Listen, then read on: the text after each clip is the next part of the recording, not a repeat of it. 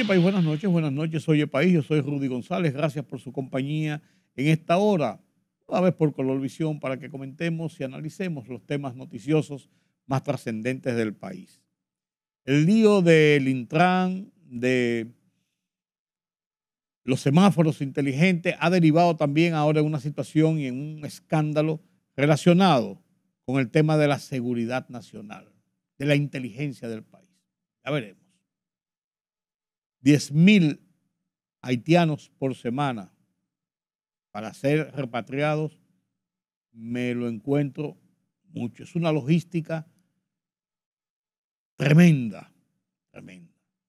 ¿Se podrá lograr esto? ¿Cuál es el propósito final? Ya veremos. Y Guido Gómez Mazara advirtió a su partido el tema de las campañas internas presidenciales a destiempo, mientras Domingo Contreras renuncia al comité político del PLD y sacude el partido, así como pasó con el caso y dándole seguimiento a la expulsión deshonrosa de Carlos Amarante Barreto. Semana caliente, semana caliente. Estos y otros temas después de la pausa. Ochi Gómez y Hugo Veras pasaron su primera noche en la cárcel preventiva del Palacio de Justicia de Ciudad Nueva. Ambos están detenidos tras una investigación de la Procuraduría Especializada de Persecución de la Corrupción Administrativa, PETCA, por supuestas irregularidades en un contrato concedido por el Intran a Transcor Latam para la gestión de la red semafórica del Gran Santo Domingo por un monto de 1.317.350.997 pesos. A la 1 de la madrugada, una caravana escoltada por una unidad SWAT trasladó a Gómez de Transcor Latam y a Veras, exdirector del Instituto Nacional de Tránsito y Transporte Terrestre, a la cárcel preventiva. Hasta el momento, la Procuraduría General de la República ha detenido a 7 personas en relación al caso. El presidente del Senado, Ricardo de los Santos, anunció que la Asamblea Nacional Revisora será convocada para el próximo lunes para conocer la modificación a la Constitución de la República. De los Santos explicó que el reglamento de la Asamblea establece que una vez sea aprobada y promulgada la normativa que declara la necesidad de la convocatoria, los asambleístas tienen un plazo de 48 horas antes para reunirse de manera conjunta antes de iniciar los trabajos. El Consejo de Seguridad y Defensa Nacional dispuso la ejecución inmediata de un plan integral de control migratorio que contempla un amplio operativo de repatriaciones para retornar a su país de origen hasta 10,000 migrantes haitianos por semana. Es la cantidad de deportaciones que, según las autoridades, ayudaría a reducir el exceso de población migrante que se percibe en las comunidades dominicanas.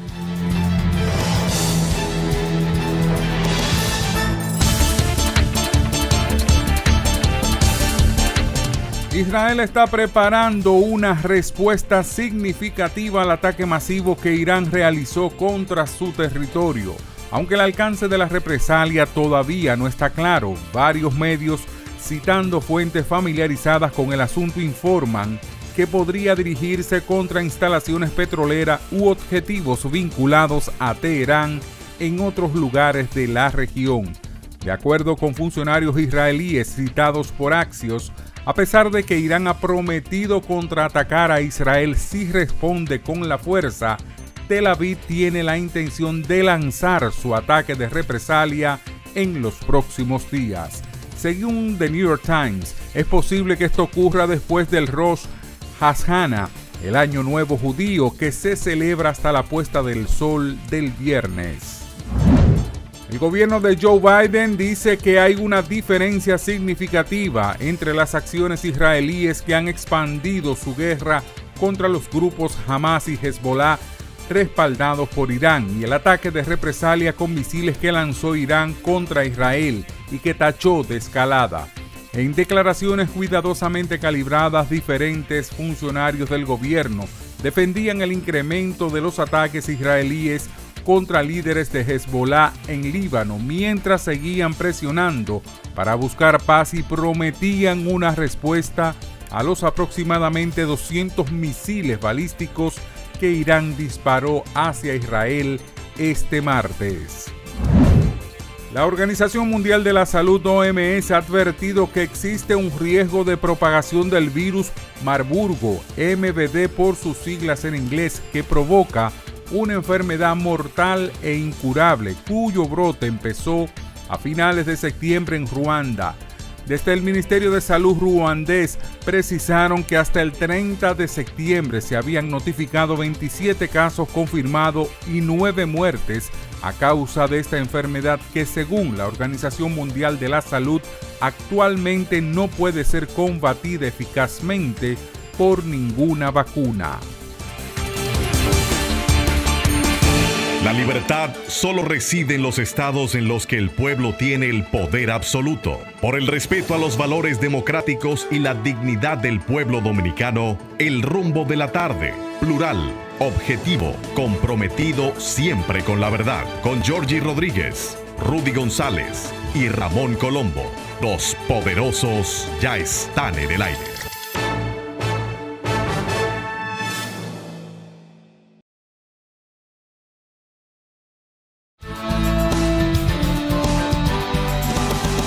Lo que comenzó como un tema de investigación, de acusaciones, de denuncias, de investigación sobre un tema eventual de corrupción. Estoy hablando del caso de los semáforos inteligentes, el caso del Intran, el caso de Transcor Latam. Este caso que ocurrió el año pasado, a finales del año pasado, se destapó el contrato, el tema a mediados de año, la suspensión del contrato, las denuncias, todo esto. Comenzó como esto, estalló en una forma, dio un giro hace unas semanas cuando el sistema semafórico, o sea, los semáforos de la capital colapsaron. Durante 48 horas la ciudad quedó colapsada. A mediados de semana salieron todos los semáforos de circulación, se apagó la ciudad en cuanto a lo que es el servicio de control del tráfico a través de los semáforos y el caos fue terrible. Esto, la gente se molestó, la sociedad impactó, se quejó y la autoridad estaba emplazada a actuar. Y comenzó todo este proceso que de investigación, que las acusaciones, que fulano acusaba a fulano, que perencejo a perencejo, y comenzaron los cruces de busca de responsables y de la responsabilidad de este episodio, que se entendía hasta ese momento que todo estaba basado en una rebatiña por temas de denuncias de corrupción, de escándalos de corrupción y de mal manejo en las operaciones de un contrato. Perdón, hasta ahí las cosas iban más o menos entendibles. Hasta que a mediados de esta semana arrancaron las exposiciones públicas de dos de las personas identificadas primariamente involucrado en el caso, que es Hugo Veras, el comunicador Hugo Veras, que dirigía el Intran y que pidió una licencia cuando estalló el escándalo, y del señor José Gómez Canaán, Jochi Gómez, quien es el presidente de la empresa que había obtenido el contrato para el proyecto, para desarrollar el proyecto de semaforización con los semáforos inteligentes. Ellos no estaban enfrentados. Ellos estaban dando sus versiones de cómo había sido el tema y y cómo habían sido las responsabilidades. Y esto ocurre después del apagón de los semáforos que provocó que el escándalo saliera a la luz pública ya con otro matiz. Pero a propósito de eso se producen allanamientos, se producen arrestos, tanto de Jochi Gómez como de Hugo Veras, y el tema coge la fuerza de otro matiz. Y es el hecho de que hay un involucramiento en todo esto, en que la empresa en cuestión que tenía ganada la licitación para desarrollar, ejecutar el proyecto de semaforización, un proyecto de 1.300 y tantos millones de pesos, se desvía hacia un tema de seguridad nacional cuando sale a la luz pública en boca del jefe de operaciones de esa empresa de cómo se manejaban temas de inteligencia y de seguridad nacional en una empresa que, a decir de esa persona, y lo que había dicho también Jochi Gómez, tiene contratos con el Ministerio de Defensa, y esta otra persona informa que rendía informes cotidianos al despacho del presidente de la República sobre temas de inteligencia y de seguimiento y de investigaciones. O sea, lo que establece un cordón umbilical entre un hecho y otro, pero ya el hecho del caso eventual de investigación de corrupción va quedando un poco más marginado cuando estamos hablando de seguridad del Estado, de inteligencia al más alto nivel. Y esto, miren, señor, a mí no me impresiona mucho las informaciones o los escándalos, ni hasta las especulaciones sobre este tipo de temas. No me impresiona mucho. Pero les confieso que estas informaciones que se han dado me han cuadrado la cabeza. Yo me he quedado asombrado con este tema de la seguridad del Estado, de la inteligencia, de cómo se está manejando, a decir de este señor que fue a la radio, tanto Hugo Veras como este señor. Hugo Veras a principios de semana, a mediados de semana, y este señor en el día posterior a los programas del Sol de la Mañana que dirige el periodista Julio Martínez Pozo, una de las personas mejor informadas, mejor comunicada y de mejor manejo de armar los episodios sobre la base de las informaciones que obtiene. Es un analista real de situaciones. Su programa, Sol de la Mañana, Sol 106.5 de RCC Media, él hizo esas dos entrevistas. Y esas dos entrevistas, señores, han estremecido, en cierto modo, a la sociedad. Y vuelvo y digo, el tema del lío, del conflicto, del contrato sobre los semáforos ha quedado relegado y marginado desde mi óptica con estas revelaciones, estas informaciones, estas explicaciones que ha dado este señor sobre el tema de la seguridad nacional y cómo se maneja. Y de ahí cómo este señor también deriva, igual que como lo hizo en su momento, Jochi Gómez, de cómo se produjo el apagón semafórico, o cómo se habría producido el apagón semafórico de hace 3-4 semanas. Yo creo que la sociedad merece una explicación más acabada, más clara, más precisa, más realista, porque esto que se ha salido tiene hasta aviso de que parece como una novela más entendible de esta situación del manejo de la seguridad del Estado, la seguridad nacional, de la inteligencia nacional. El señor dice, decir una cosa, que ellos controlan todo el sistema de seguridad visual con los drones y cámaras en la frontera.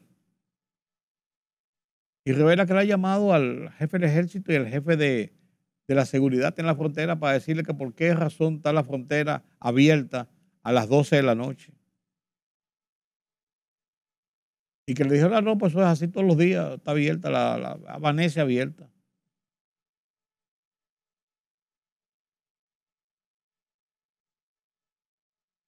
Como que hay cosas y cosas.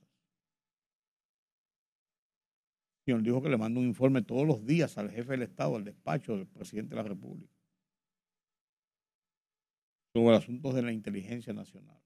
No entiende que hay un Departamento de Inteligencia Nacional de Seguridad del Estado, se llama Dirección Nacional de Inteligencia, DNI, que los organismos militares tienen estructuras de inteligencia, que la Policía Nacional tiene estructuras de inteligencia y de investigación. Total outsider desde fuera. ¿Por qué? En esos niveles de seguridad. ¿Por qué? Yo creo que merecemos una explicación mayor. Vuelvo y digo, me ha cuadrado la cabeza. Y yo creo que este tema es sensible, sensitivo y que se debe explicar de manera que satisfaga no la curiosidad, no el morbo, sino las expectativas que tiene la gente de cómo se maneja este tema tan sensible para la estabilidad del país. 10.000 extranjeros, haitianos en este caso, deportados semanalmente, como mucha gente. Pero eso ha sido informado por el presidente de la República y el alto mando militar. Hay una decisión y hay la estructuración de un plan, de un programa para llevar a cabo esta situación y provocar deportaciones masivas de extranjeros como una forma de controlar lo que ha sido en los últimos tiempos, en los últimos años, el auge de indocumentados haitianos principalmente en territorio dominicano. Lo que esto significa para la economía nacional, lo que esto significa para la estabilidad y las exigencias y demandas de nacionalidad y hasta de soberanía en el caso de los haitianos. El plan se anunció a grosso modo, puntos del plan, pero hay que esperar a ver su ejecución y cómo se va desarrollando esto. Mientras tanto, Domingo Contreras renunció del comité político del PLD, sacude y estremece el PLD en una situación incómoda al partido, y Guido Gómez Mazara envía una carta al presidente de su partido, el PRM, advirtiéndole de las consecuencias y hasta los peligros, podría decirse, que encierra las campañas de proyectos presidenciales a destiempo en un periodo de gobierno que apenas tiene un mes y pico de haber comenzado. Ambos temas para reflexionar en todo lo que es la situación de la política nacional. Yo creo que de aquí a la semana que viene tendremos tiempo para analizar estos temas. Permítame la palabra. La libertad solo reside en los estados en los que el pueblo tiene el poder absoluto. Por el respeto a los valores democráticos y la dignidad del pueblo dominicano, el rumbo de la tarde. Plural, objetivo, comprometido siempre con la verdad. Con Georgie Rodríguez, Rudy González y Ramón Colombo. Los poderosos ya están en el aire.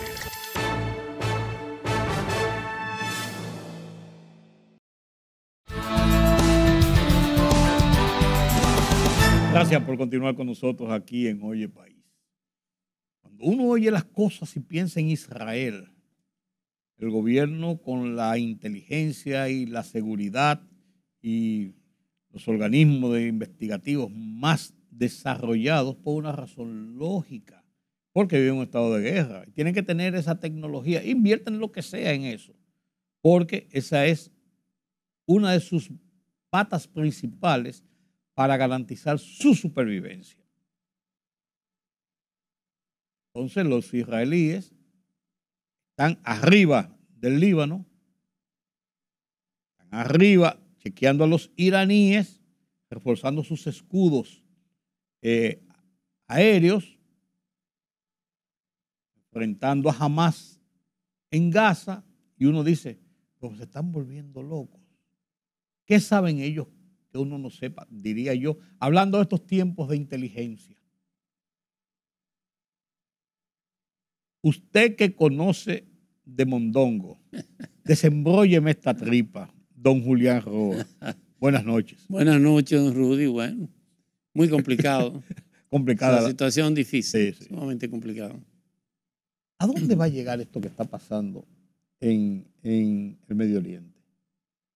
Bueno, tú decías la última vez que estuvimos aquí que es una especie de déjà vu. Sí. Recuerden en el año 67, la famosa guerra de los 6 días, ¿no? ¿Verdad? Claro. 4 países árabes atacaron a Israel. Egipto, con Gamal Abdel Nasser, ¿te recuerdas? Sí. Era el líder del mundo musulmán en ese entonces. Medio Oriente. El rey Hussein, que era un hombre joven, y el viejo Jafé el-Assad, que era de Siria. De Siria. Y por supuesto, Jordania y el Líbano. La verdad es que eso fue en la guerra del 67. Yo tuve la oportunidad de ver rumbo a Jerusalén los tanques. Todavía Israel ha dejado los tanques con los cuales se intentó tomar Jerusalén. Y la verdad es que fue una victoria para Israel. Y eso cambió la conformación demográfica de la zona de Israel o de Palestina. ¿Por qué? Recuerda que Israel hace su declaración de independencia en 1948 con La declaración de David Naciones Ben Gurión. Unidas, sí. Y Golda Meir, con la Y Golda Meir, con la sí. declaración de Naciones Unidas. Claro, a partir de la declaración del 47. Sí. Y la salida de las fuerzas británicas que estaban todavía ahí. Que estaban, por supuesto, en Israel y en el Líbano. En Israel y en Palestina. Y, por supuesto, con eso se produce toda esa inadversión del mundo árabe, que entendía que era un abuso, tierras que los palestinos habían ocupado, que estaban ocupando en los últimos 100 años, una historia anterior a esa, no era justo que se establecieran 2 estados ahí. La consecuencia fue que Israel pudo establecer su estado, sin embargo, la autoridad palestina entendía que no solamente no aceptaba el Estado de Israel, sino que ya ellos eran un estado. Pero se quedaron fuera. Correctamente. Pero eso produjo un éxodo enorme.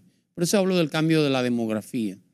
La mayoría de los palestinos terminaron en campos de refugiados en Jordania y sobre todo en el Líbano y en Egipto en menor escala. Por lo tanto, la población en Israel no fue tan desequilibrada como lo era inicialmente. Y por supuesto, luego Israel no permitió el regreso de esos que habían salido hacia el exilio. Siempre estuvo en la discusión el permitir el regreso a casa, como yo le llamaba. Después de esa guerra del 67, tenemos la guerra del 73. De nuevo, el Yom Kippur, en el cual también Israel sale victorioso. Y eso cambia, por supuesto, toda la composición de Israel crece, si usted puede decirlo en esas palabras. Toma la parte del Sinaí, para Egipto, le toma una parte del Sinaí a Egipto, toma toda Jerusalén y la Cisjordania, y en el norte toma la altura de Golán. Significa que hubo que llegar a acuerdos para la devolución de esos terrenos.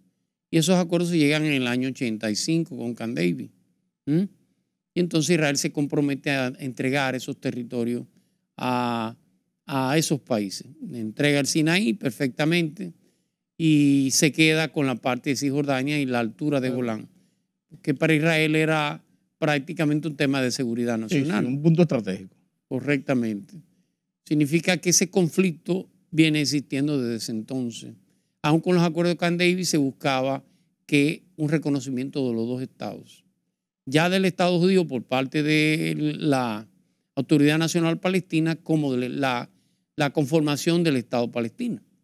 Cosa que no logró hacerse en virtud de que hubo la muerte, usted recuerda los atentados la muerte de Anwar el-Sadat, que fue el sustituto de Gamal Abdel Nasser en Egipto, y por supuesto hubo la muerte de Isaac Rabin, que fue el primer ministro judío que firmó en Camp David. En pocas palabras, todo volvió a descontrolarse. Vinieron los acuerdos de Oslo, la hoja de ruta de Oslo, y en esa hoja de ruta de Oslo, Israel, en cierto modo, comenzó a desmontar algunos de los territorios. El caso de la Cisjordania la colocó en manos de la Autoridad Nacional Palestina. Y igual en Gaza. Por eso aparecen ya 2 territorios palestinos con una autoridad tutelada por Israel y con gobiernos autónomos. Correcto. Por supuesto que viene una división dentro de la propia autoridad palestina con la muerte de Yasser Arafat. Se divide en 2, hay 2 interpretaciones de los acuerdos de Oslo, y entonces en el año 2006, 2007 aproximadamente, surge una autoridad independiente de Al-Fatah, que es el grupo Hamas, que es el grupo más beligerante, que vuelve a la posición anterior, la posición original palestina, de entender que Israel no debe existir en ese territorio, que hay que desaparecer el Estado de Israel. Entonces en ese terreno entran los grupos beligerantes terroristas, claro, en acción. Al-Fatah en cierto modo se queda con una posición más neutra y un gobierno de Mahmoud Abbas, pero en el caso de Hamas crea una especie de células. Estaban las brigadas militares de Al-Qassam, el brazo armado, y por supuesto la parte política que Hamas, con un primer ministro que es Ismail Haniyeh, que fue el primer ministro de Al-Fatah, quede claro, pero independiza totalmente Gaza del poder de Cisjordania. Y por supuesto eso le permite a Israel seguir creciendo, aunque se desmontaron algunos campos, algunos asentamientos judíos y se prohibieron otros. La verdad que los judíos fueron penetrando el territorio, sobre todo de la Cisjordania, de Hebrón, de todos esos territorios cercanos a Jerusalén. Viendo este recuento que tú haces para llegar a uno entender de dónde viene esto, que esto no fue un problema que le dio un pecozón a uno ayer, sino que eso viene caminando. Podríamos decir que lo que estamos asistiendo en el día de hoy es un episodio más. Totalmente. Que eso no es una cosa que puede ya romper definitivamente todo ese equilibrio guerrerista y belicista y hasta humano que existe en esa zona. ¿Dónde viene el punto de inflexión? Israel consigue con el joven, el jeque saudí, que es un hombre de menos de 40 años, que ha sucedido al abuelo. El abuelo todavía está vivo, pero él es el rey, el sucesor. Se acercó mucho al Estado judío. De hecho, hubieron conversaciones ya para el establecimiento de embajada en ambos países. Que Arabia Saudita reconozca el Estado de Israel sería el mayor éxito para Israel, porque al fin y al cabo es el líder del mundo árabe. Recuerde que los árabes tienen 2 interpretaciones del Islam. Hay una interpretación chiita, del Shia-Ali, ¿verdad?, que es más radical, es más, tiene mucho que ver con el pueblo en sí. Y hay una interpretación del sunismo o de la sunna, de la tradición, de la costumbre, que tiene que ver con la jerarquía del poder. Por eso la religión sunita tiene los califatos, a diferencia del imanato del chiismo. El establecimiento de relaciones con Arabia Saudita sería aislar prácticamente a los grupos que están apoyados por Irán, Correcto. que es eminentemente chiita. Estamos hablando de Hamas, estamos hablando de Hezbollah. Es un tema de que la discusión no solamente se ve a nivel diplomático, sino que se pasa a la parte militar.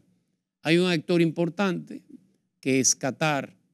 Qatar es una especie de enfant terrible o niño malcriado, en el sentido de que aunque forma parte de los Emiratos Árabes, tiene una cercanía, tiene una propensión al chiismo. De hecho, él y Yemen son los enclaves chiitas en esa zona. Es el contrapeso de Arabia Saudita. Pero en menor grado, pareciera jugar un papel como más de equilibrio. Con Arabia, con Qatar inclusive, donde vive parte del liderazgo, donde vivía parte del liderazgo de Hamas, era en Qatar, correcto. Significa que ese es más o menos el tablero, el escenario. ¿Qué hace, no sé si Irán, no sé si por voluntad propia de Hamas, produce los actos de terror del 7 de octubre, que va a ser el lunes, por cierto? Sí. Y mata alrededor de 1.300 judíos. Judíos en sus casas. Inclusive entraban a las casas y cuando tú se cerrabas en la habitación, le prendían fuego a la casa. Un acto de terror horrible, hay que reconocerlo. Y secuestraron alrededor de 200 judíos. Y extranjeros. Eso fue una tragedia realmente para Israel. Pero ha sido la mejor oportunidad para Israel de desatar todos los demonios. Y la respuesta de Israel en Gaza a esos atentados, que en cierto modo tiene una explicación del ataque de Israel, pero ha sido extremadamente desproporcionado. Van más de 45,000 personas muertas en Gaza. No todos son del grupo Hamas. No todos son hombres. Hay muchas mujeres y niños. Ha sido desproporcionada innegablemente. Y eso, por supuesto, en ese acto de solidaridad ha hecho que Hezbollah ataque a Israel desde el sur del Líbano. Por consecuencia. Lo que ha obligado que parte de la población judía del norte haya tenido que abandonar todos esos lugares. ¿Cuál ha sido la respuesta de Israel? Inicialmente un bombardeo con una especie de cirugía robótica. Ha sido el ataque a la embajada de Irán en el Líbano, en Beirut, fue directo y ahí mata al gran armador, no solamente de los ataques de Hezbollah, sino de la estrategia de Hamas en la Franja de Gaza. Y eso hace entonces que Hezbollah comience ese ataque del Líbano hacia Israel. Pero sabiendo lo que venía. La respuesta a Israel no se ha hecho esperar, por supuesto. Porque ha respondido así en otras ocasiones. Ya no solamente de manera con misiles y ataques aéreos, sino ya hay una incursión, terrestre, una penetración terrestre de militares israelíes en el sur del Líbano. Hay enfrentamiento cuerpo a cuerpo. Sí. Eso es una reedición de lo que pasó en la respuesta del Yom Kippur, en lo que pasó en la respuesta del 67. Estamos hablando de armas más sofisticadas. Es lo que pasó en la respuesta al mismo Líbano cuando Yasser Arafat y la OLP. O sea, y la respuesta es, entonces se esperaba una respuesta de esta naturaleza. Correcto. Si se esperaba una respuesta de esta naturaleza, ¿por qué razón entonces seguir en esto? Y además de eso, ¿a dónde va a llegar esto? ¿Cuándo puede decir? Bueno, esto es hasta el 34 de diciembre a las 2 de la mañana. Bueno, los últimos ataques de Israel han sido a Beirut. Ya no es al sur. No, a la capital. Es a la capital. Es un mensaje bien claro. O ustedes tienen gobierno, o ustedes paran a Hezbollah, o ustedes pagan las consecuencias. Porque hasta ahora Hezbollah se ve como una milicia aparte del gobierno libanés. Entonces, pero que actúan con su anuencia. No necesariamente. Hezbollah está por encima del gobierno del Líbano. Hezbollah ha desaparecido de la autoridad del Líbano. Por cada soldado libanés hay 5 soldados de Hezbollah. El partido de Dios, como ellos lo llaman. Significa que es una manera ya no hacerlo contra la milicia islámica de Hezbollah, sino contra el Estado libanés. O ustedes actúan y paran Hezbollah o crean una crisis interna, o nosotros atacamos directamente Beirut, que es lo que han hecho realmente. Y hay un actor que no podemos dejar de mencionar, un actor lejano, pero de primer orden, que es Israel, no Irán. Irán, claro. Irán pero ha tomado participación. Correctamente. Israel va a responder a su tiempo y cuando entienda esas agresiones, no me cabe duda. Es una situación compleja y una situación difícil. ¿Qué puede esperar el resto del mundo de una situación de esa naturaleza? Los La situación de Afganistán, por ejemplo, repercutió en el 2001, Totalmente. en los atentados. O sea, ocurrió allá y dicen los Estados Unidos ahora que están involucrados en la guerra de Ucrania y no tienen un soldado, pero tienen todas las armas. Claro. Entonces lo estiman tan responsable como si estuvieran en el campo de acción. Por supuesto. En esta ocasión, lógicamente, Estados Unidos respalda plenamente a Israel, sin ninguna duda. ¿Qué repercusiones podría tener en el mundo situaciones de esta naturaleza? Bueno, en el ámbito de lo que son los organismos multilaterales, los organismos de solución de conflictos han sido eminentemente inoperantes. Claro. No, pues Naciones también Unidas Israel no le hace caso a la ONU. Sí, de hecho, declaró no grato a su secretario general. Antonio Guterres, claro. Y por otro lado, ¿cuál será la consecuencia directa? Va a escalarse el nivel de atentado terrorista, de atentado del mundo árabe hacia Occidente. Europa tendrá que estar en alerta, ya lo está, de hecho, en alerta roja, Estados Unidos igual. El mundo árabe no va a responderle a Israel en territorio de Israel, pero también en el mundo, a los aliados judíos fundamentalmente. Y por eso te digo, porque eso ha ocurrido en otras Recuerden ocasiones. los atentados a las embajadas de Kenia y Tanzania en África. Claro. Tenía que ver fundamentalmente con esa idea del Islam y sobre todo de, como ellos lo llaman, esa lucha contra los infieles. Claro, y los atentados. Esa yihad islámica. Los atentados en Francia, en Inglaterra, en varios países, claro. Y claro, en Estados Unidos. Es una confrontación de dos civilizaciones, fundamentalmente. Usted dirá que tiene que ver Arabia Saudita en muchos de los atentados, el gran financiador. Sí. Sobre todo Qatar. Igual, eso te iba a decir, Qatar principalmente. Recuerde que parte de no de los pilotos, pero sí de los que estuvieron involucrados en el 11 de septiembre eran cataríes. Cataríes pobres. Pero realmente se le contrataba. Pero era. Sí.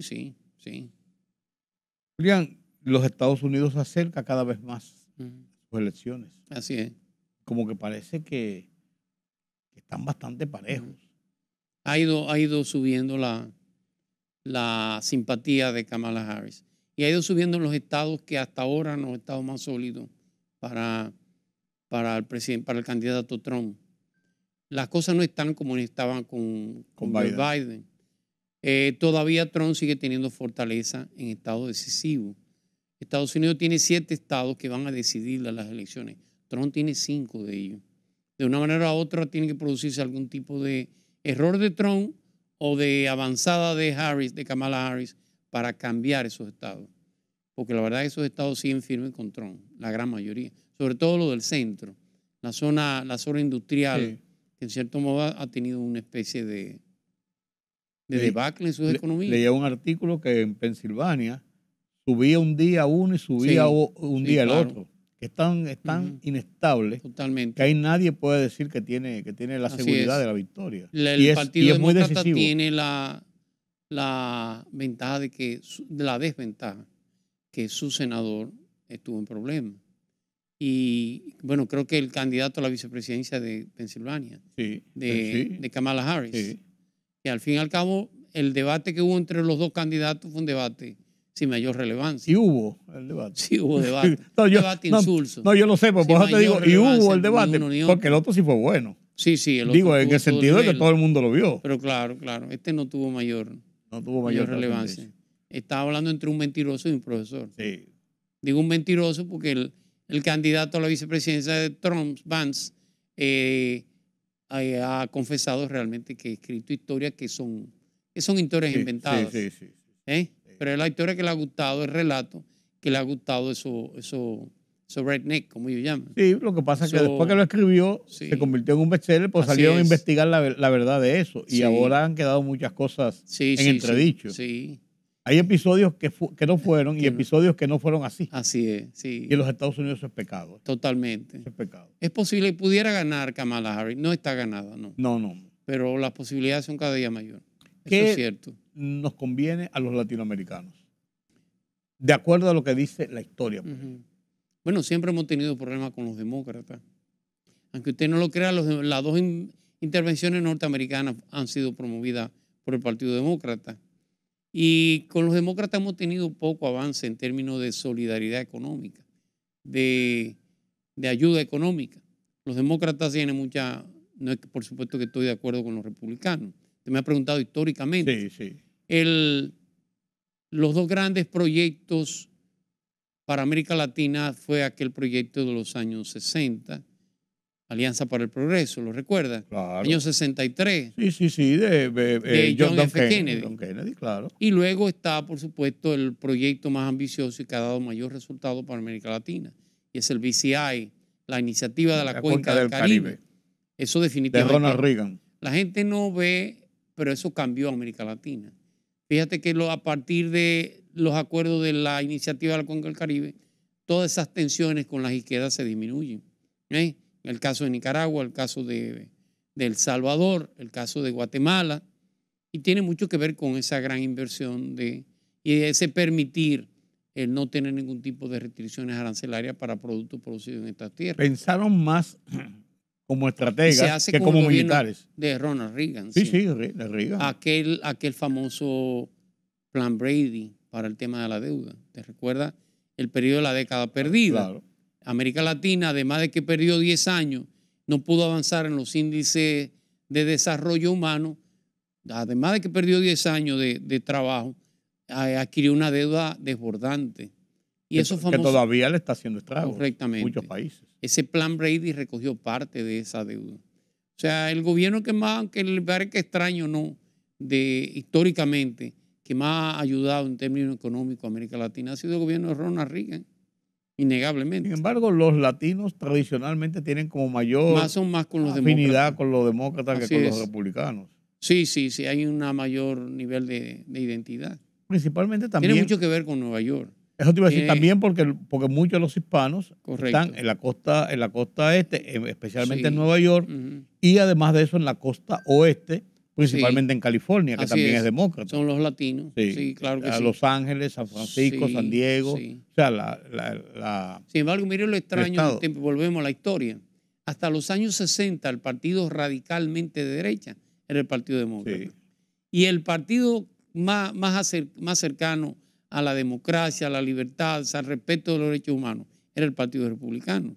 El cambio viene a partir de los años 60. Los liberales de Washington. Los famosos liberales de Washington, que tenían más de Washington que de liberal. Innegablemente. Pero ese fue la identificación que le dieron a ese cambio, a ese giro hacia la centroizquierda, por así decirlo. O sea, hacia el centro, girado un poquito a la izquierda. Impone más la idea del mercado por encima de lo del Estado. Claro. Más el liberalismo económico o el neoliberalismo. El neoliberalismo. Sí, el neoliberalismo. Pero en términos históricos, el gobierno que más ha apoyado a América Latina, en términos económicos, repito, ha sido el gobierno de Ronald Reagan, innegablemente. Julián, ¿cómo nosotros vamos a deportar 10 millones de haitianos en cada semana? 10.000 haitianos. 10.000 haitianos. De ninguna manera. Ese es un discurso político, muy mal hecho, por cierto. No es posible. Usted tendría que, primero, tener identificado dónde están y, segundo, tenerlo mínimamente aislado. Usted no va a encontrar 5.000 haitianos en una semana. No va a encontrar 2.000 haitianos en una semana. Usted tendría que llevar 25 guaguas todos los días a la frontera, sin fallar un día. 25 guaguas con 50 haitianos. 25 no, 50 guaguas con 50 haitianos cada uno, necesariamente. Lo cual se hace imposible. Es un discurso político. Y es una pena porque Haití es una verdadera amenaza. Ahora más que nunca. Nosotros estamos... ¿Por qué ahora más que nunca? Porque Haití está entrando en un punto de inflexión de una crisis humanitaria. Ya lo de Haití no es un tema de violencia. Lo de Haití es un tema de supervivencia de hambre. Y por supuesto que eso ha sucedido en África en muchos estados. Si se desata en Haití una hambruna, va a cruzar a la República Dominicana. No, el hambre no tiene frontera. Eso es así. Y las balas no paran el hambre tampoco. No. Eso podrá desatarnos un verdadero pandemonio a nosotros. Eso es sumamente riesgoso. Y por desgracia nosotros somos un gran receptor de haitianos. En los últimos 50 años República Dominicana ha estado feliz con la migración haitiana. Usted me va a decir, ¿cómo así? Porque han terminado desplazando la mano de obra dominicana. Y el empresariado ha estado feliz, ha crecido económicamente y se ha hecho rico con esa mano de obra haitiana. Fíjate que los bananeros de la línea dicen, no, necesitamos 2.000 haitianos. Y es que no hay dominicanos, no hay dominicanos que trabajen al precio que usted le paga. ¿Eh? El presidente de los bananeros, en una conversación con nosotros en el programa de radio, decía que no era cierto lo que él había dicho, de que necesitaban 200,000.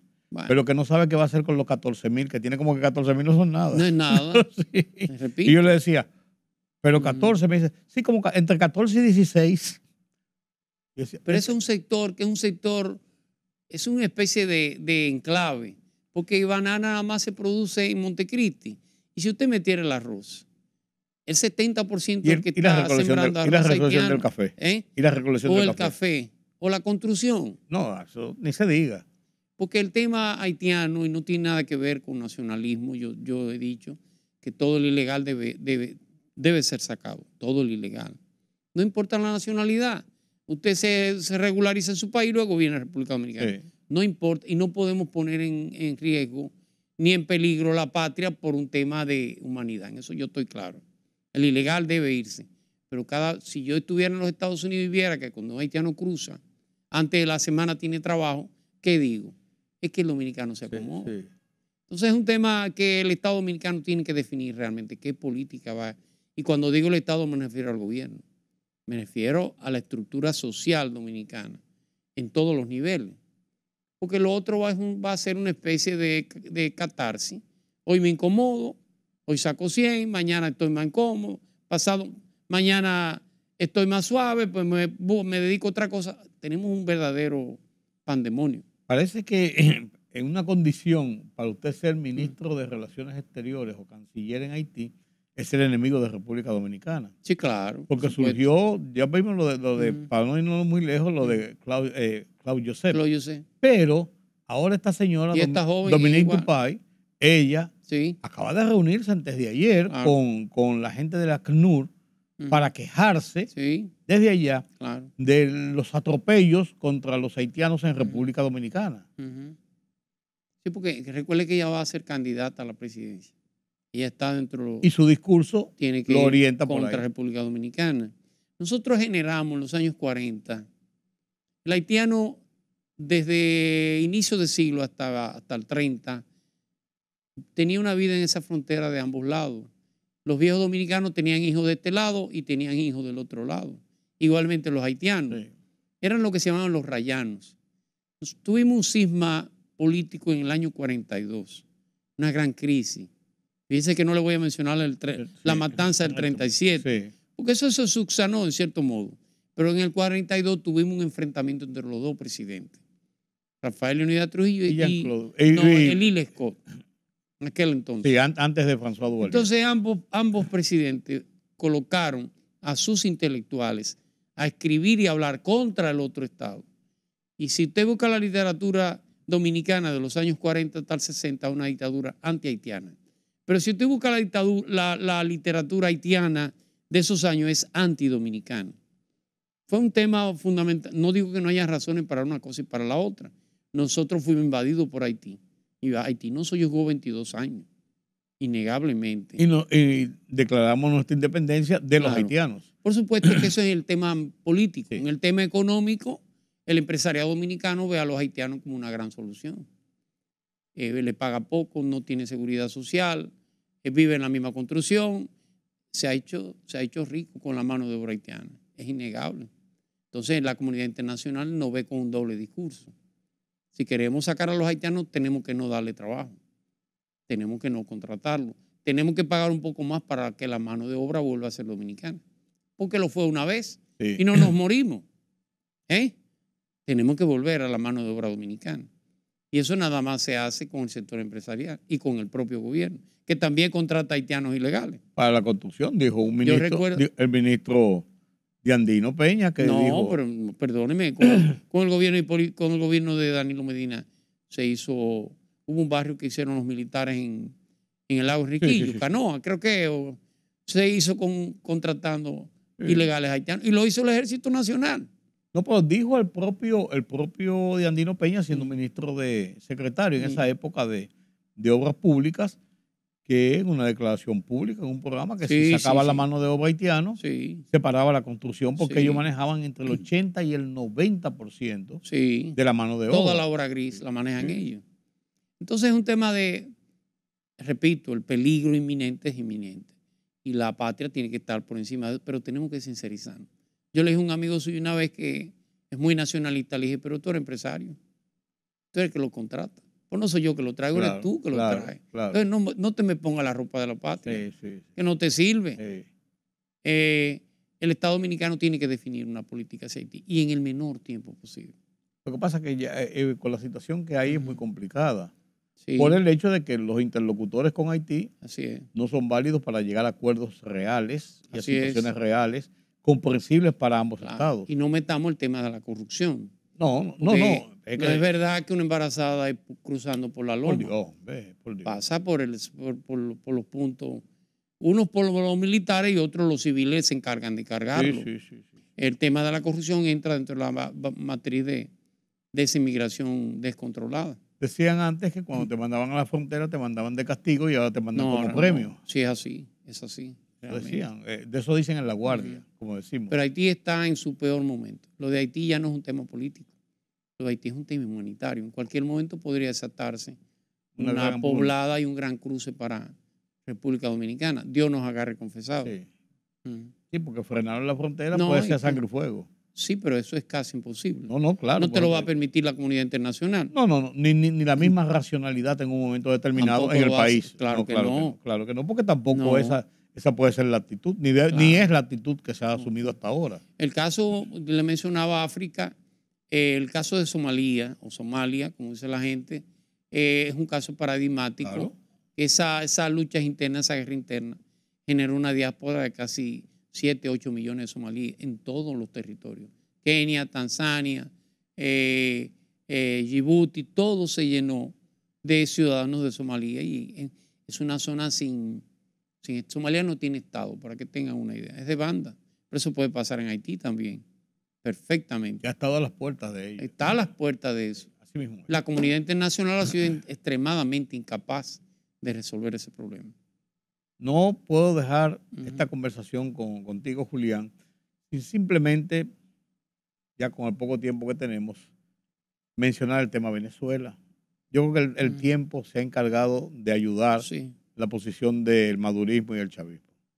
Todavía no estoy tan seguro. De hecho, el día de ayer, el Centro Carter, que es un centro con mucho prestigio, hay que decirlo, es un observador electoral en todo el hemisferio y en todo el mundo, por lo menos en el hemisferio. El Centro Carter emitió un informe al Consejo Permanente de la OEA, en el cual indica que González Urrutia ganó con un 67% y llevó las actas, mostró las actas de que realmente hubo un fraude.